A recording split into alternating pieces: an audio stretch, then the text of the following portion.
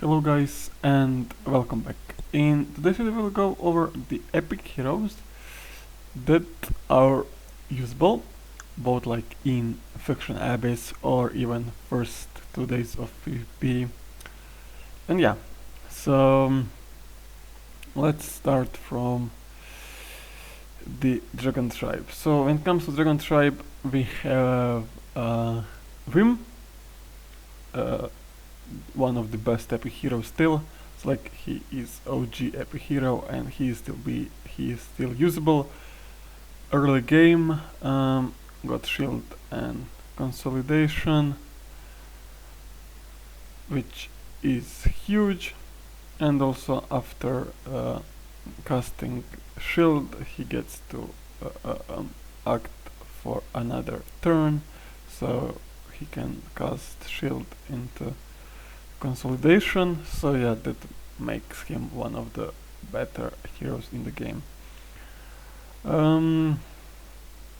Here we got Reeves, so in case you don't get Mackin, for example, and you get Reeves, he can help in Tower of Mark, since he got that counterattack up and F hit, so he is usable. And then there is exclusive to increase the damage by 20% and chance of inflicting bleed to 30%. So that's basic attack, which is okay, nothing too great. And then his ultimate increases the chance of inflicting bleed to 50%. Additionally, inflicts horrify on the target for 1 turn if they have, I would assume, 5 layers of bleed after dealing damage to the target. So yeah, if you don't have Mackin, he is a good hero to use. Everyone else is kinda meh. So here we have couple of good heroes. So what is Vim for Dragon Tribe? That's Gertrude for the sword sabers. So big version of shield, so 35% of her max HP at exclusive level 3. So she can't crit, but she increases self shield effect by 0.21% of her crit rate. So if you build her with crit rate and HP, you get more shielding effect, which means her shield will be bigger. And here initiation makes target so that's just for DPS. So yeah,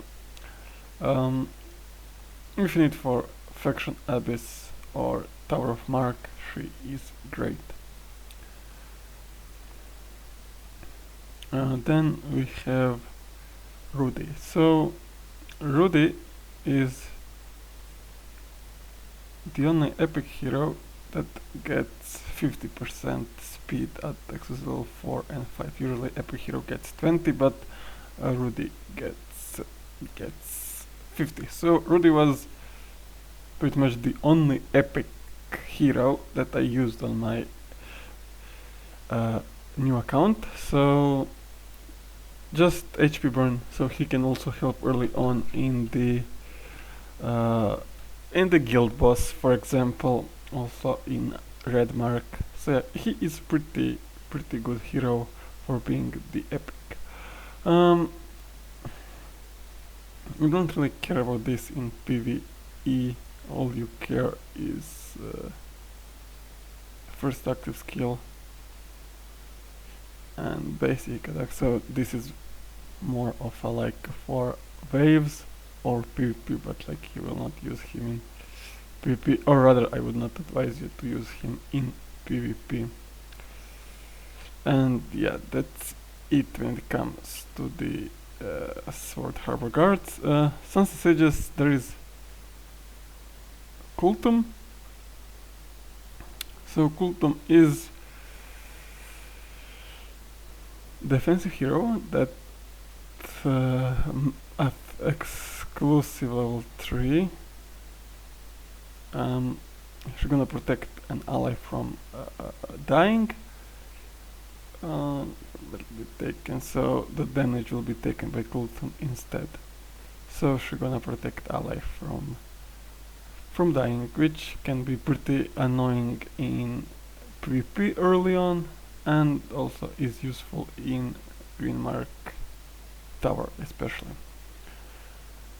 And then we have the hero that I like, and that is Potter. So Potter is great for many reasons. First, he gives defense up 1, so it's only 30%, but better that than nothing. And then also he heals, and also cleanses 1 layer of random debuff from all allies. So like if you have only 1 debuff on your allies, he can cleanse it. So yeah. At the beginning of Potter's turn, restores self HP by 5% of my full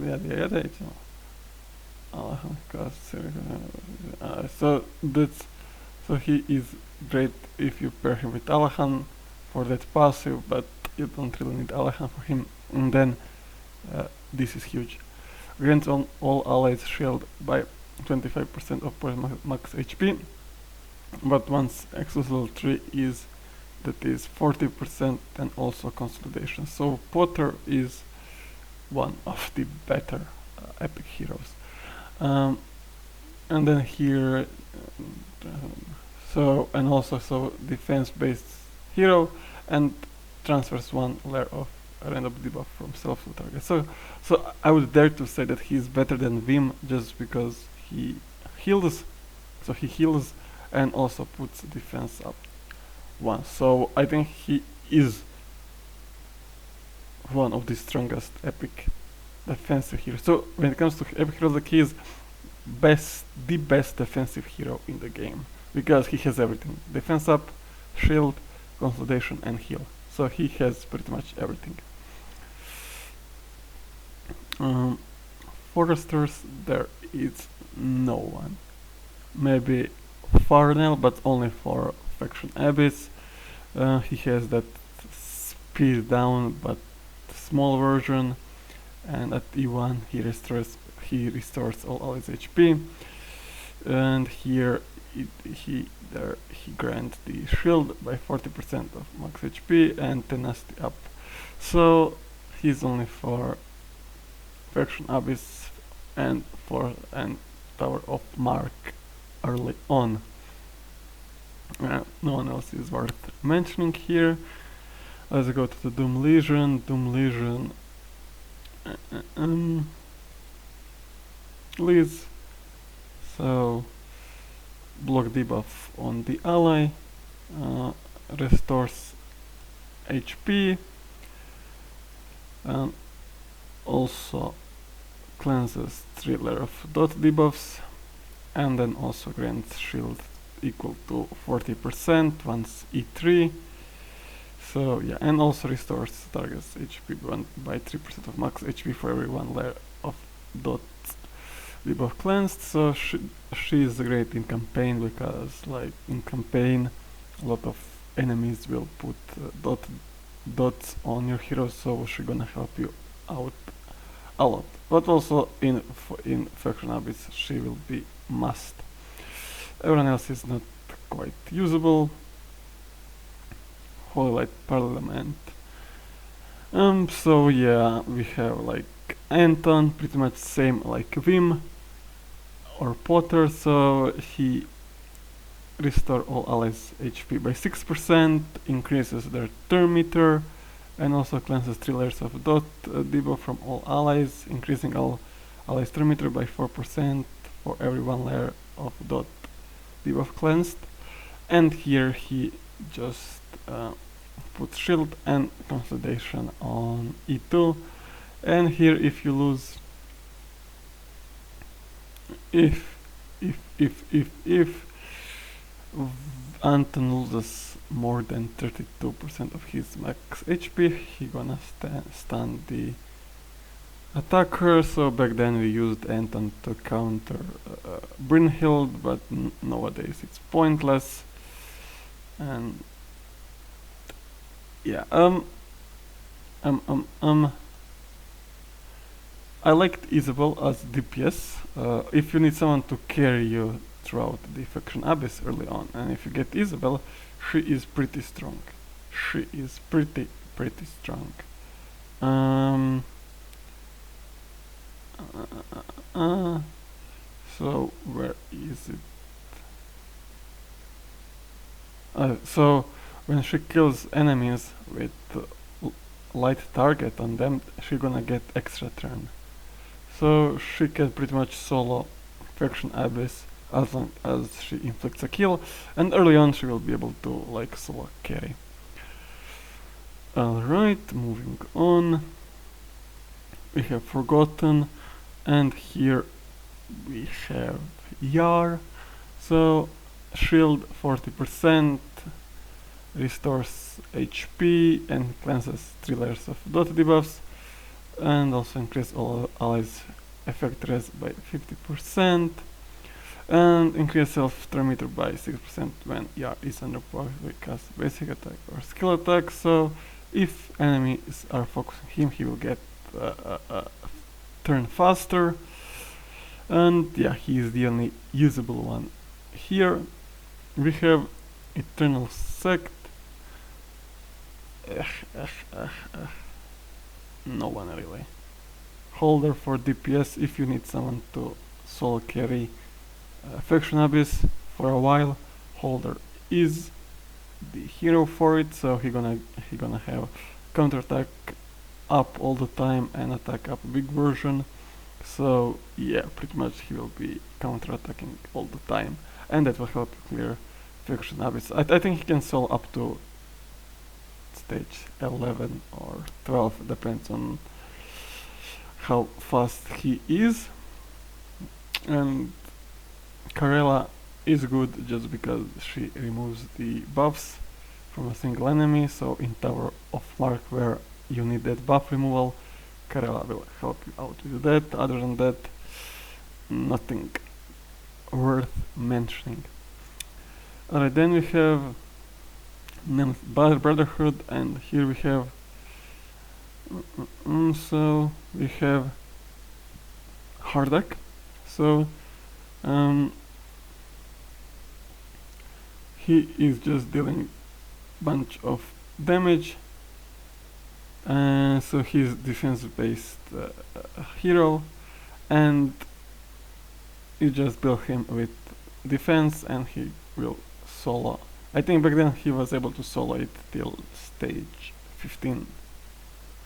Then also there is Dustin, so shield and restores HP, so it's 40% HP at level 3. Here is effect hit down, which does not really matter, but here we have on basic attack we have attack down, which helps out a lot, especially early game when you don't have many stats on your heroes, so attack down helps a lot. Alright, Wizards, I mean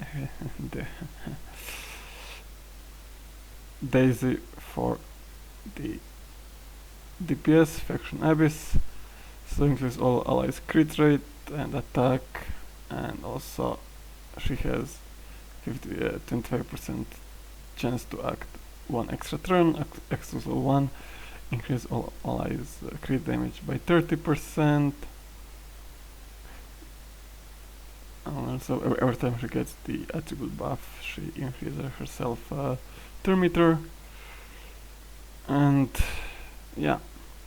Then for every attribute owned by Daisy, she gets more attack. So she can carry a little bit in Faction Abyss. Hidden Wave. So here we have Makin. We all know what Makin does. I don't need to like repeat. He is one of the best DPS heroes in the game, and he will carry you early on as long as. So all you need for him is E2 basically. E3 is not that needed, so all you need is E2, and he's gonna deal a bunch of damage. Then we have Then we have Fitzley. So I know people don't like Fitzley, but also if you pull Fitzley, he has that counterattack, so he can also counterattack all the time and push Faction Abyss. Then we have the Haley, so shield for 40%. Here at E1 removes all the buffs from the target, so in Tower of Mark where you need to like remove where you need a hero to remove buffs, just use Haley. She needs E1 though, so there is that. And then also she will put cold on the enemies, which means they will deal less skill damage. Gora is pretty strong early on in PvP arena, classic arena to be exact. So once that, yeah, we don't care about that. So Exus level 1 is pretty much all you need is that, so Gora gets that skill damage up, and then she gonna deal 4 stages of 110, which hits pretty hard early on. So like I'm talking about like first couple of hours of classic arena or first day, or like if you're free to play you can use her even longer, but yeah, she can do wonders in PvP. And if you are asking how do I know that, because I lost many times to Gora early on this server. And then lastly we have Olivia, so defense up, shield, so big version of defense up, then 20% shield, then speed up, thermometer up, and then also ally protection. So yeah, she is pretty good hero. And also on basic attack we have attack down, so she would rank second on the best support slash tank in the game. So first would be Potter, then Olivia, and then Vim. Alright, then Sagacity Alliance, we have Judge Lu, pretty good support hero, just gives you an extra turn, and that's all. So yeah, so as long as the selected target is from Sagacity Alliance, gets extra turn. And Winona is okay-ish DPS support for Faction Abyss if you need her. And then the new faction is just one epic, and that is Judy, and she is super good and you kinda need her if you want to push Faction Abyss. So yeah, so pretty much that was it. That was my opinion about the epics in the game. So yeah, thank you guys for watching, and I will see you guys in next one.